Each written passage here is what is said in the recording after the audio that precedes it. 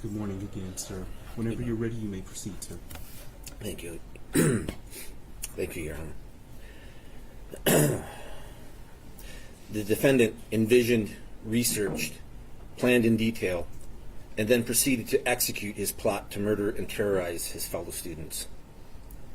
He chose this course of action and carried out these murders simply to make himself feel better. Take a moment to really think about that. He was not acting in self-defense. He did not make a mistake, nor act accidentally. He purposely murdered my daughter, Hannah, and 3 other children in order to make himself feel better. I want to make my position regarding the defendant's sentencing and his future very clear. There can be no forgiveness. There can be no rehabilitation. There is absolutely nothing that the defendant can ever do to earn my forgiveness. His age plays no part. His potential is irrelevant. Ultimately, it is only his choices and his actions that matter. Actions that have consequences, that can never be undone. There is utterly nothing that he could ever do to contribute to society that would make up for the lives that he has so ruthlessly taken. The defendant has indicated that one of his goals was to be able to see and experience the suffering of the families of the children he killed. At first, I refused to feed into this sick and twisted desire by discussing the impact of my daughter's murder on myself and my family. However, after much struggle and introspection, I've come to realize that my need for justice for my daughter completely outweighs any consideration of the defendant's irrelevant desires. Unfortunately, I have also realized that unless you've experienced the loss of a child yourself, there is simply no way for you to truly understand the devastation of the soul that loss causes. It is impossible for me to successfully convey the complete impact of my daughter's loss.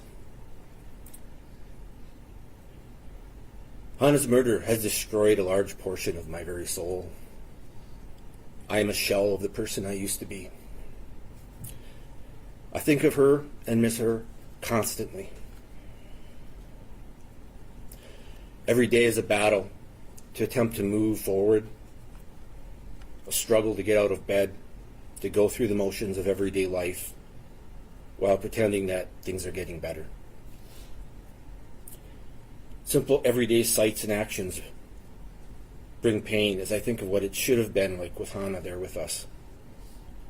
I think of all the good times that we've shared together as a family and mourn all the memories that will never be. I will never think back fondly of her high school and college graduations. I will never walk her down the aisle as she begins the journey of starting her own family.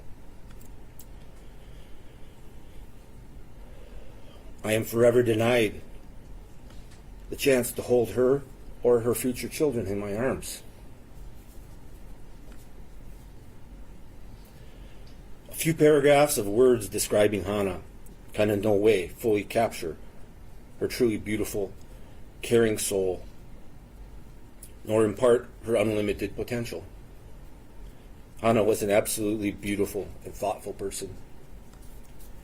She was always the first person to notice when someone has a problem, and the first to go out of her way to offer help.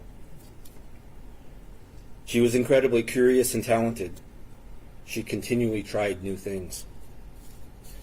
She crafted homemade jewelry, tried cooking her own recipes, and played several sports. She was a record holder in track and a leader of her school volleyball and basketball teams. She also hoped to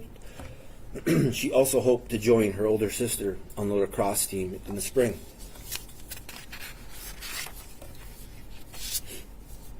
Hannah was just beginning to hit her stride academically, She was a straight A student, was fluent in English and Japanese, and was studying Chinese. She conquered everything that she put her mind to doing. Your Honor, I'm relying on your education and life experiences to be able to imagine the incredible loss to the world that Hannah's death has wrought. The lost potential of her life is truly incalculable. Hannah kept a list of potential careers that she was really interested in. I found this on her phone afterwards. Amongst the list, you would find careers such as an immunologist, pharmacist, nurse, physician, and an FBI agent. We will never know how many souls she may have touched, nor what improvements to people's lives her efforts may have resulted in. These opportunities have been forever eradicated. My family and the families of all the victims are depending on you to impose a sentence that is commensurate with this heinous crime. Truly, his life should be forfeit. However, I realize that the law itself will not currently allow this. And the closest that you can come to achieving this is to sentence the defendant to life in prison without parole. This is the minimum that justice demands.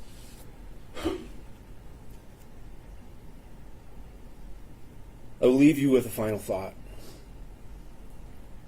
If it were your child who was killed in such a cowardly manner, would you be satisfied that justice was served with anything less than him spending the rest of his life in prison?